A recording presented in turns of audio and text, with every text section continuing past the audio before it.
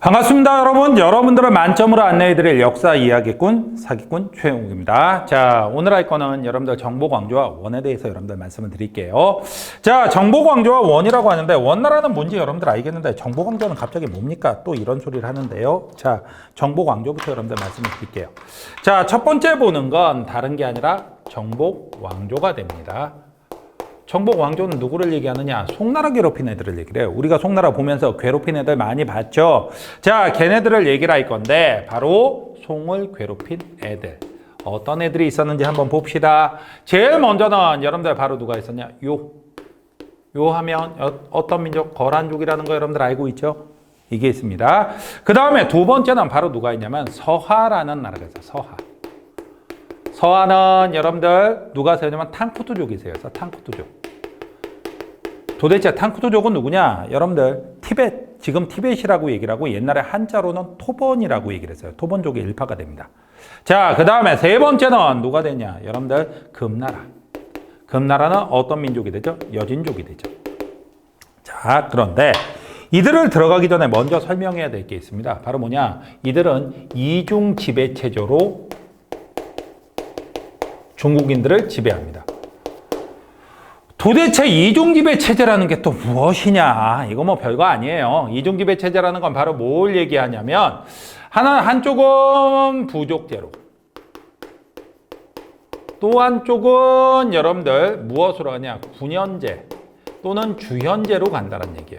군현제, 주현제로 간다. 이게 도대체 무슨 얘기냐? 다른 거 아닙니다. 여기서 말하는 군현제, 주현제는 관리를 파견한다 맞는데 조금 우리가 그 전에 배웠던 봉건제도의 반대말인 군현제나 주현제하고는 좀 다른 말이에요.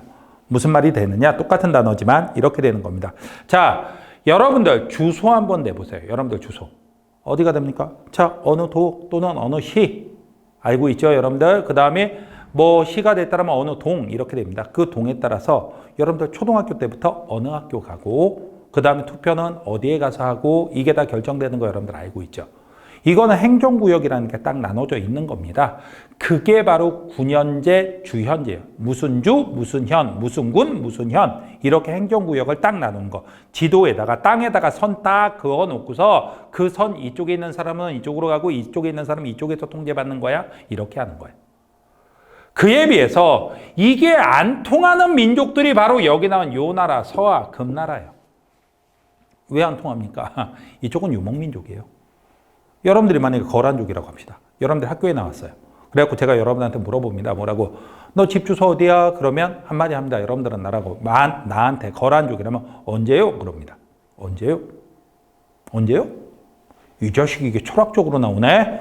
나는 공간을 물어보는데 지는 시간으로 대답해. 야, 이 자식 철학.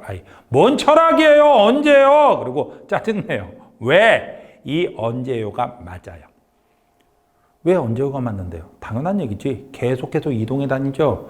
그러다 보니까 집 주소 언제요? 라고 물어볼 수밖에 없는 거죠. 그럼 제가 물어보면 너 거란족이지? 야, 너 지금 어디 있겠다? 그러면 어떻게 하셨어요? 내가 작년에 니네 부족장이라 임마 거기 갖고 한 잔 먹었어. 이렇게 얘기할 수 있는 거죠. 결국 이들은 정해진 곳에서 한 군데서 사는 게 아니라 이동해 다니기 때문에 부족 단위로 너 무슨 부족이니까 너희 부족에선 올해 세금을 얼마 내? 너희 부족에선 군대를 몇 명 보내? 부족 단위로 통제할 수밖에 없는 거예요. 그러다 보니 원래 정착해서 사는 농경민족인 한족과 그 다음에 유목민족인 여기 나온 이 민족들의 통치 방식을 다르게 쓸 수밖에 없는 것. 이걸 바로 이중지배체제라고 얘기를 합니다. 이해가 되셨어요? 그 다음에 이들은 자신들의 문화를 지키려고 노력을 합니다. 그러면서 자기들의 고유 문자까지도 만들어내요. 그럼 하나씩 갑시다. 요 나라 이미 여러분들한테 얘기를 한 게 몇 가지가 있었습니다. 요 나라 연운 16주 시절에 이거 일단 누가 세웠느냐? 야유라보기가 세웠어요. 야유라보기. 그리고 언제부터 잘 나갔느냐? 중국이 혼란기에 빠졌던 5대 십국 시절부터 잘 나갔어요. 5대 십국 시절에 어디를 뺏었다? 연운 16주를 뺏었다. 조심하라고 제가 말씀드렸습니다.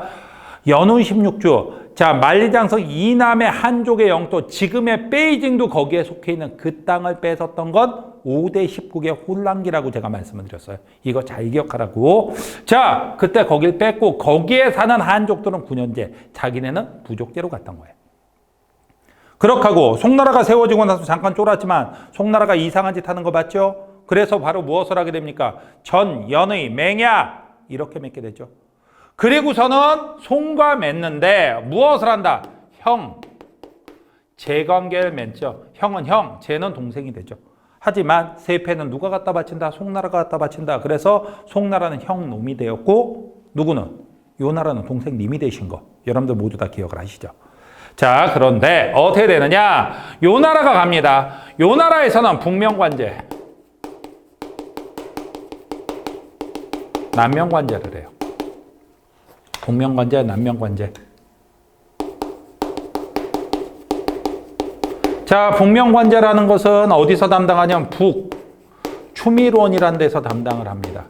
그 다음에 남명관제는 어디서 담당을 하냐? 남, 추밀원에서 담당을 해요. 북추밀원, 남추밀원 이렇게 담당을 해줍니다. 자, 이렇게 하는데 이게 뭡니까? 북명관제는 거란족을 다스리는 부족제예요.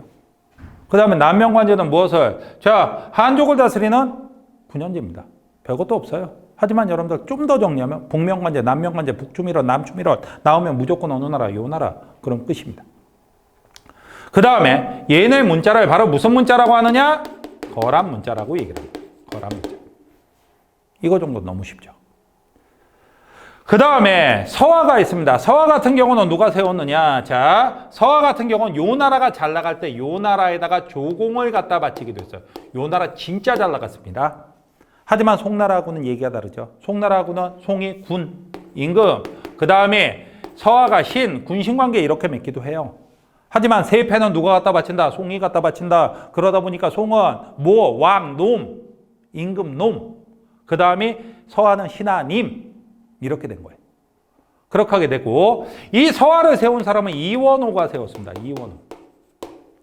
이원호가 세웠고 서화도 고유 문자를 갖고 있어요. 그 고유 문자를 바로 무슨 문자라고 한다? 서화 문자라고 얘기를 합니다. 서화 문자라고 얘기를 해요. 이렇게 된다. 그 다음에 금나라가 나옵니다. 자, 금나라는 누가 세웠느냐? 아구타가 세웠죠. 아구타가 세웠는데 금과 송이 손을 잡고 무두구를 공격한 요를 공격해갖고 결국 금나라가 요를 멸망을 시켜요. 그리고 나서 바로 누구를 공격합니까? 송을 공격하죠. 그걸 바로 정강의 변이라고 한다라고 그랬죠. 그래서 결국 송은 항저우 이만으로 수도로 옮기고 그때부터 남송이라고 부릅니다. 그리고서 금과 화의를 하게 되는데 금나라는 군, 임금, 그 다음에 남송은 신, 군신관계. 여기서 임금은 임금님이죠. 세패 받습니다. 금나라가. 그 다음에 송나라는 신하로서 세패를 갖다 바쳐요. 이렇게 되는 거죠. 자, 이렇게 된다. 그렇게 하고 이쪽에서 무엇을 얘기를 하냐? 금나라 여진족은 맹한모국제라는 거예요. 도대체 맹한모국제라는 건 뭐냐? 여러분들 다른 거 아닙니다. 자, 약 300가구 정도를 묶어요. 300호 정도를 묶어갖고 이걸 일모국이라고 합니다. 일모국. 그 다음에 곱하기 10을 하면 일맹한이 되는 거예요. 여진족의 부족제, 여진족의 부족제. 그러니까 맹한모국제 나오면 무조건 어느 나라라고 얘기를 하면 된다. 여진족, 금나라라고 얘기를 하면 돼요. 그렇게 하게 되고 얘네의 수도를 바로 어디라면 중도라고 하는데 이 중도가 바로 베이징이에요. 베이징입니다. 그리고 얘네도 여러분들 무슨 문자를 만드냐? 여진 문자를 만들게 됩니다. 얘네도 여진 문자를 만들게 된다. 이렇게 되는데 결과적으로 이제 어떻게 됐냐? 여러분들 이렇게 갖고 끝난 줄 알았어요. 자, 참 그렇게 하고 여러분들 하나 더 알아둘 거. 금나라가 북송을 무너뜨렸죠? 이걸 다른 말로는 카이펑을 함락했다라고 얘기를 해요. 카이펑 함락. 북송의 수도가 카이펑이니까. 그랬는데 이번에 북쪽에서 끝판왕이 내려옵니다. 바로 누구? 몽골이에요. 몽골이 내려오죠? 자, 몽골이 내려오면서 어떻게 됐냐? 여러분들 탕코트를 무너뜨립니다. 그리고서 쭉 내려와서 몽골이 내려와서 남송과 손을 잡고 금을 멸망을 시켜요. 그리고 맨 마지막에 남송까지도 쿠빌라이 칸이 멸망을 시키게 되죠. 끝판왕은 바로 누가 된다? 몽골이 된다. 여러분들이 기억을 해 두십시오. 자, 이렇게 해갖고 이게 나오는 게 정보강조인데 원래 이 정보강조에 대한 건 동아시아사에서는 거의 뭐 매번 시험 문제마다 나옵니다. 세계사에서는 그거보다는 조금 좀 출제 빈도가 낮긴 해요. 하지만 양이 많지 않으니까 이 정도는 여러분들이 기억을 해 두셔야 됩니다. 자, 정보강조 받고 그 다음에 끝판왕 누가 등장하느냐? 몽골 제국, 바로 원나라를 여러분들 말씀을 드리도록 하겠습니다. 자, 원나라 갑니다. 원이라면 어떻게 되느냐? 원. 이번에 얘기하는 건 원나라를 얘기를 하죠. 원나라의 몽골 제국으로서의 첫 수도는 여러분들 카라쿠룸이에요. 카라쿠룸. 이게 바로 원나라의 첫 수도가 됩니다. 그렇게 하게 되고 대원 제국의 시작은 누구서부터 시작을 하냐? 칭기스칸. 징기스칸. 뭐 이름이야? 워낙 유명하죠. 징기스칸. 자, 이 사람은 어떤 방법을 이용했느냐? 천호제. 천호장이라고도 얘기를 합니다. 이게 도대체 무슨 얘기냐? 원래는 천호제, 천호장만 있는 게 아니라 십호제, 십호장, 백호제, 백호장, 천호제, 천호장이 있어요. 그게 무슨 뜻이냐? 십호제라는 것은 10가구, 10호. 10가구를 한 단위로 묶습니다. 그리고 이 단위별로 세금을 내고 그 다음에 군대를 보내요. 그렇게 하게 되고 여기에 수장, 여기에 우두머리를 바로 무엇이라고 얘기를 하느냐? 십호장이라고 얘기를 해요. 이 십호제, 십호장이 10개 모이면 뭐가 되겠습니까? 백호제, 백호장. 백호제, 백호장이 10개 모이면 뭐가 되겠습니까? 천호제, 천호장이 되는 거예요. 뭐 이렇게 생각을 합니까? 그걸 생각을 해두면 되지. 그래서 천호제, 천호장 이 말 나오면 그냥 징기스칸, 원나라 이러면 돼요. 그리고 이슬람 국가였던 호라준까지 무너뜨리고 나서 정말로 서하도 이 사람이 복속을 시켰고요. 그 다음에 이슬람까지 공격해갖고 호라준까지 무너뜨리면서 세계적인 대제국을 건설을 합니다. 너무 땅이 넓어서 솔직히 말해서 이 나라가 다 다스린다는 게 불가능했어요. 그래서 어떻게 하면 중국 쪽 땅에 본국을 두고 나머지는 4개 한국, 사한국이라고 하는데 솔직히 말하면 칸국입니다. 이 몽골 만든 칸이라고 불러요. 그들의 수장은 칸이라고 그러죠. 그러면 중앙에 있는 그건 데칸과 칸으로 나누는 겁니다. 자, 그렇게 하게 되고 이번엔 누가 나오냐? 쿠빌라이 칸을 얘기를 하면 됩니다. 실제로 시험 문제 제일 많이 나오는 건 쿠빌라이 칸이에요. 쿠빌라이 칸은 무엇을 했느냐? 국호를 원으로 바꿉니다. 그 다음에 수도를 어디로 옮기냐? 대도. 대도가 어딘데요? 대도는 베이징이에요. 베이징으로 수도를 옮깁니다. 그리고 나서 무엇을 했느냐? 자, 이렇게 하고 나서 남송을 무너뜨려요. 남송이 이때 멸망을 합니다. 남송 멸망. 그 다음에 고려도 공격해서 고려의 항복도 받아요.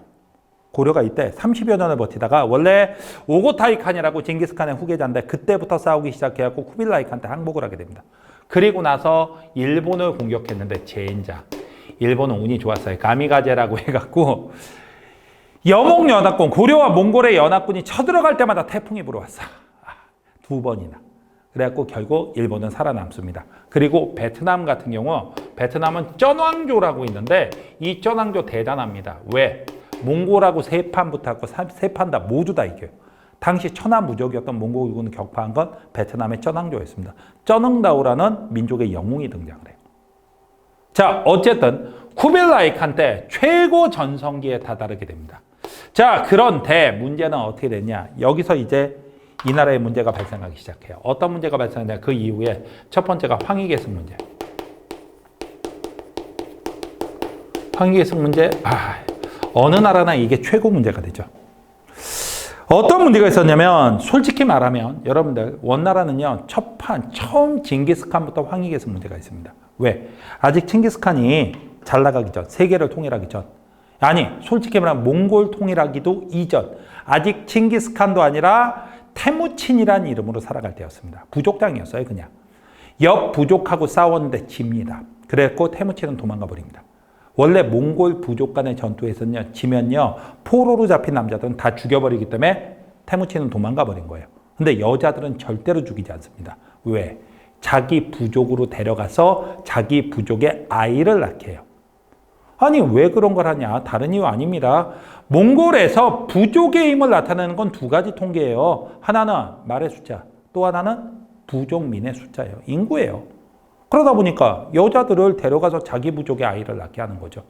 징기스칸이 이 태무친이 자기 아내를 찾아온 건 7년 뒤였다라 그래요. 근데 데려왔는데 애매해. 옆에 아이가 있네. 애매합니다. 저 아이 왜 끌려간 지 10개월 만에 태어났어요. 그러니까 진짜 애매하죠. 걔가 바로 주치예요. 징기스칸의 큰아들. 그래갖고 태무친은 외칩니다. 뭐라고? 주치는 내 아들이다! 외쳤어요. 근데 나중에 대칸이 되고 대칸 자리를 안 물려줍니다. 지금이야 유전자 검사해 보면 되지만 이 당시엔 그것도 없었으니까 이런 문제가 발생을 하게 됩니다. 그리고 이 주치의 큰아들이 바투예요. 바투. 좀 이따 이제 바투도 얘기할 건데 바투는 어디 갔던 인물이냐? 유럽 원정을 갔던 인물입니다. 한이 많았던 것 같아요. 왜 한이 많으냐? 분명히 아무리 생각해도 할아버지 징기스칸의 큰아들은 주치고 주치의 큰아들이 바투 난데 내가 받아야 되는데 내가 받는 게 안 되죠. 그러다 보니까 유럽에다가 화풀이를 좀 많이 했습니다. 유럽 원정까지 갔던 인물이에요. 바투가 막 유럽을 공격하고 어디까지 들어가냐? 오스트리아 지역까지 다 들어갔었는데 연락이 옵니다. 뭐라고? 쿠릴타이가 열린다. 쿠릴타이라는 게 뭐냐? 새로운 대칸을 뽑는 회의입니다. 그때는 여러분들 그 천막 안에 모든 부족장들이 다 들어와야 돼요.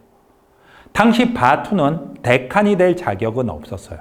하지만 대칸을 뽑을 수 있는 자격은 있었죠. 유럽을 공격하던 바투가 군대를 돌립니다. 돌아갑니다. 유럽 당시 방어하던 사람들 오늘은 간신히 하는데 내일은 다 뒤졌구나 이러고 있었겠죠. 근데 갑자기 아침에 나오니까 병력이 싹 사라졌어. 와, 그때 쿠릴타이가 안 열렸으면 지금 유럽 애들 금발에 변발하고 다닐지도 모릅니다.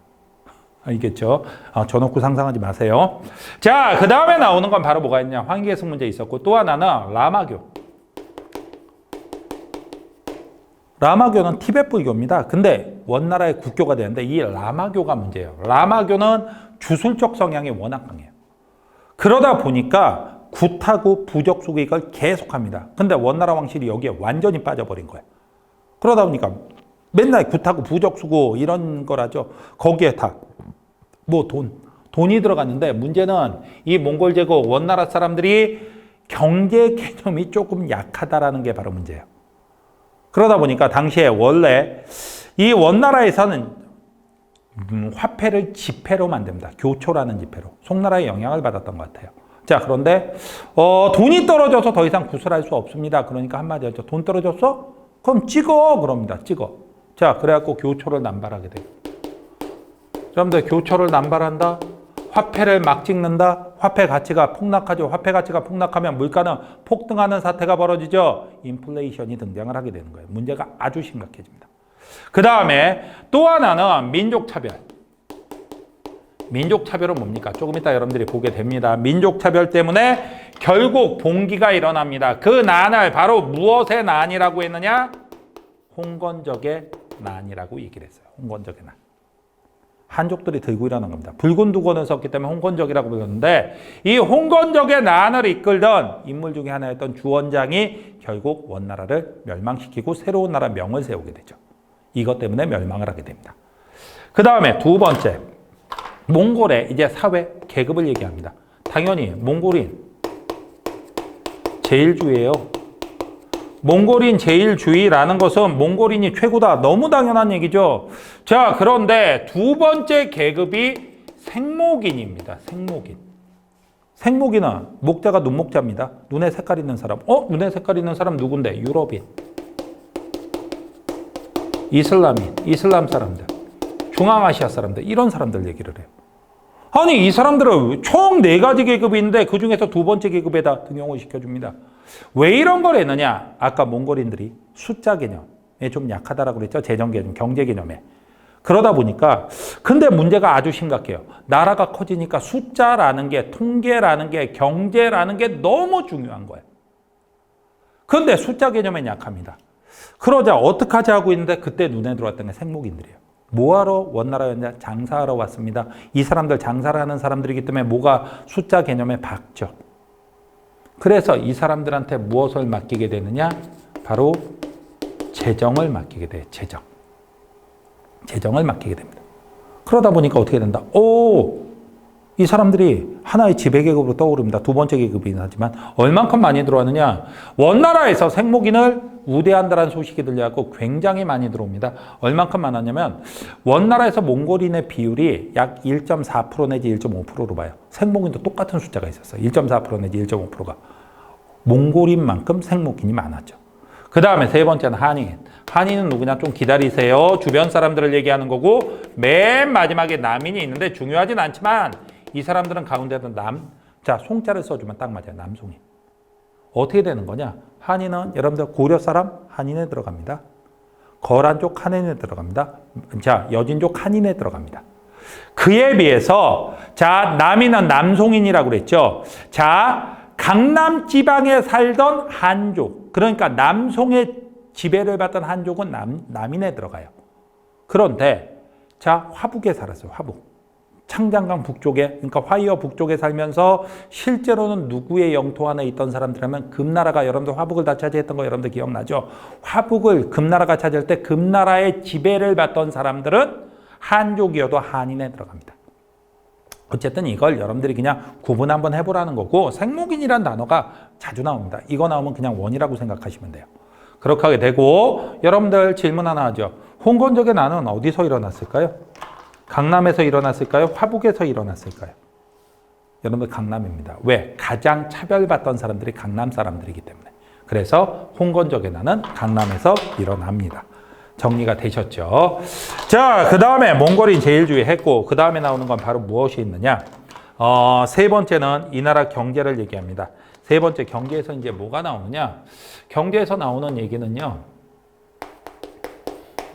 이 나라에서는 뭐 다른 거 없습니다. 교초가 나오죠. 교초. 이 나라 지폐가 교초예요. 교초 알죠? 자, 그렇다면 여러분들 한번 봅시다. 자, 교초 나왔으니까 여러분들이 해야 될 일이 있죠.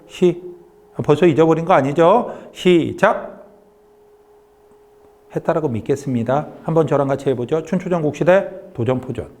진나라 반량전, 한나라 오수전, 당나라 비전, 송나라 교자회자, 그 다음에 원나라 교초. 다 하셨어야 돼요. 자, 그리고 또 하나는 여러분들 면화. 목화입니다. 우리가 보통 얘기하는 거. 면화를 전국적으로 재배를 하게 돼요. 전국적으로 재배를 하게 됩니다. 그 다음에 여러분들이 기억할 거, 면화에 대해서는 전국이란 말만 일단 여러분들 기억을 해두시면 되고, 무역에서가 또 다른 게 나옵니다. 비단길. 첫 번째 비단길 활용을 진짜 잘해요. 비단길을 왜? 비단길이 너무 안전해졌어. 비단길은 원래 국제도로였습니다. 맞죠? 여러 나라에 거쳐서 가야 되니까. 근데 원나라 때 비단길이 국내도로로 바뀌어요.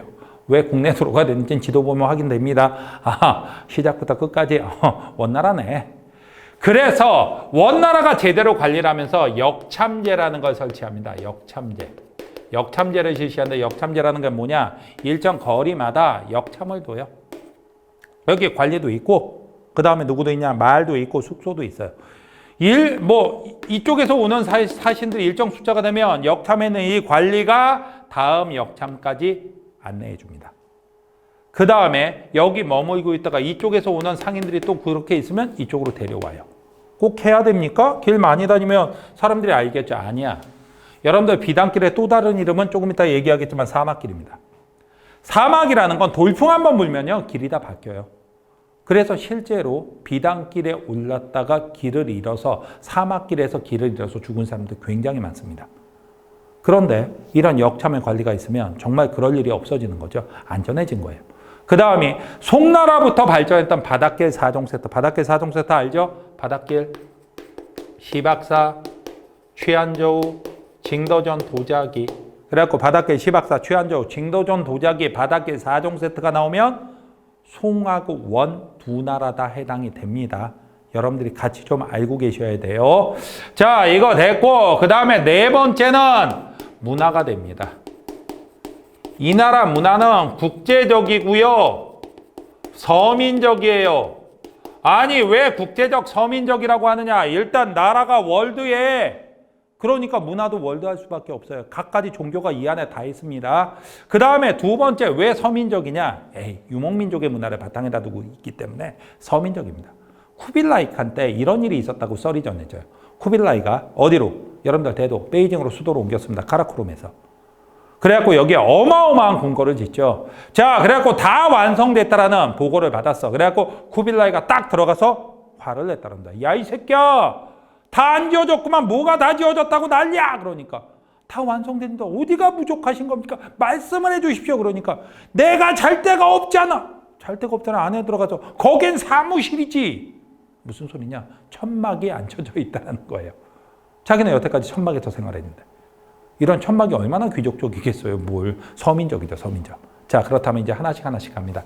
제일 먼저는 유교는 발달한다? A. 발달 못하죠. 왜? 이 당시에 여러분들 무슨 문자 쓰기 하느냐? 파스파 문자 쓰기 합니다. 자, 티베트 불교 라마교 승려였던 파스파라는 사람이 만든 문자예요. 파스파 문자 쓰기 하니까 유교가 발달할 수가 없어요. 한자를 못 쓰게 하니까. 그 다음에 또 하나는 여러분들 과거제도 나중에 부활하긴 하지만 어쨌든 과거제가 폐지가 됩니다. 과거는 왜 폐지합니까? A. 과거로 관리를 뽑으면 몽골족은 뽑힐 확률이 없습니다. 몽땅 다 한족이지. 몽골족을 관리를 뽑으려 말타기를 뽑아야죠. 자, 그 다음에 두 번째. 불교에서는 라마교가 발달합니다. 불교 라마교. 그 다음에 세 번째에서는 외래 종교가 들어오는데 외래 종교 무엇이냐? 가톨릭이 들어와요. 드디어. 여러분들 외래 종교. 후한 때 불교가 들어왔다고 그랬습니다. 그 다음에 당나라 때 교내마이 들어왔다고 그랬어요. 그리고 가톨릭은 이때 들어옵니다. 가톨릭이 이때 들어오는데 이때 들어와서 무엇을 하게 되느냐? 어떤 사람이 들어오냐? 몬테, 코르비노, 칼비니 또는 카르피니라고 그러죠. 교황청의 특사로 이 사람들이 와요. 교황청에서는 왜 특사를 보냈습니까? 무서워해요. 이 서양 사람들이 가장 무서워하는 동양인이 두 명 있습니다. 한 사람은 아텔라라고 나중에 게르만족에 이동해서 여러분들 배울 거예요. 훈족의 대장. 그 다음에 또 한 사람이 징기스칸입니다. 자, 그래갖고 가톨릭이 들어오는 것 원나라 때 들어온다. 여러분들 기억을 해두십시오. 네 번째는 무엇이 있었냐면은 원나라 하면 서민 문화가 발달했다고 했죠. 자, 서민 문화로는 무엇이 있었냐? 잡극. 송나라 때부터 발전했던 잡극이 여전히 발달합니다. 그렇게 하게 되고, 자, 서상기,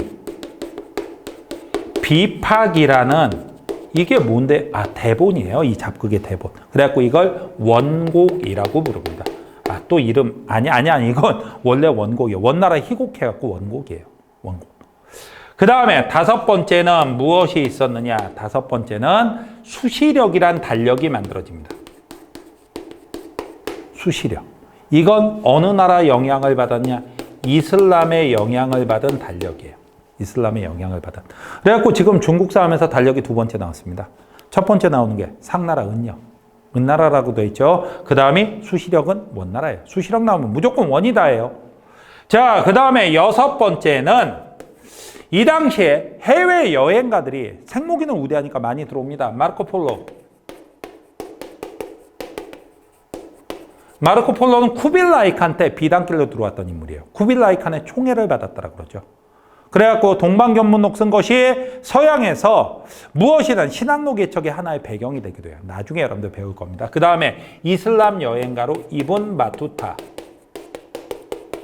마르코 폴로, 이븐 바투타가 나오면 원나라입니다. 지금까지 여러분들한테 말씀드렸던 건 원나라가 됩니다. 자, 원나라 얘기를 다 했고요. 그 다음에 동서교역로에 대한 얘기를 마지막으로 할 겁니다.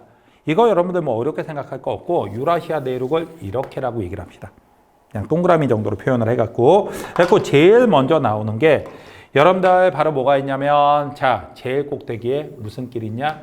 이거 노란색으로 보이는데 연두색입니다. 초원길이에요. 초원길. 초원길이 있어요. 그 다음에 이게 노란색이 되는데 노란색은 여러분들 사막길 또는 비단길이라고도 얘기를 해요. 그리고 맨 마지막에 페루 가는 거 여러분들 바닷길이 있죠.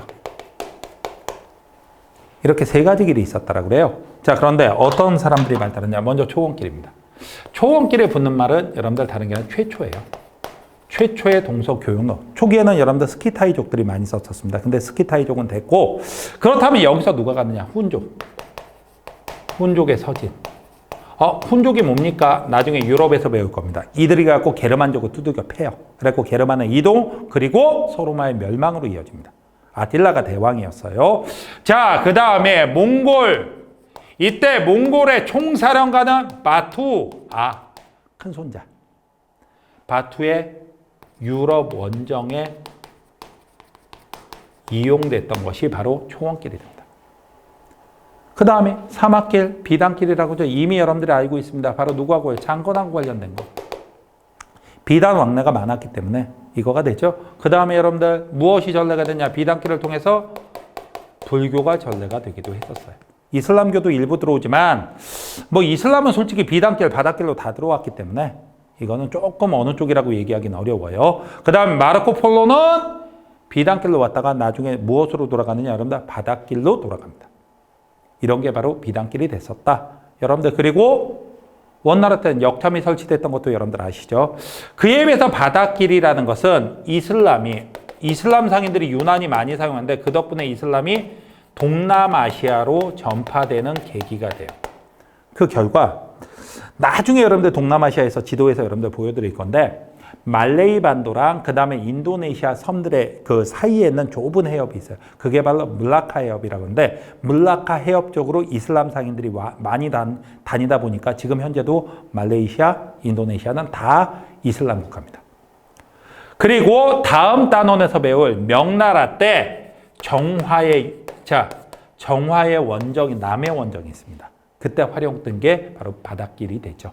이런 길들이 있었다. 여러분들이 같이 좀 기억을 해 두십시오. 자, 이렇게 하고 무엇을 다 봤느냐? 정보강조와 그 다음에 원나라 그리고 동서교역론까지 여러분들 살펴봤습니다. 이제 다음 강좌 여러분들 바로 어떤 문제가 출제가 됐으면 확인해 드릴 테니까 제발 좀 여러분들이 공부 딱 하시고 그 다음에 복습 한 번만 딱 하시고 문제 풀어보시고 나서 교재에 있는 문제 풀어보시고 나서 그 다음에 여러분들 문제 해설 강의를 들으셔야 돼요. 그래야지만 여러분들 좀 더 쉽게 이해가 되실 수가 있습니다. 아시겠죠? 자, 이번 강의 여러분들 고생하셨고요. 기출문제 강의에서 바로 뵙도록 하겠습니다.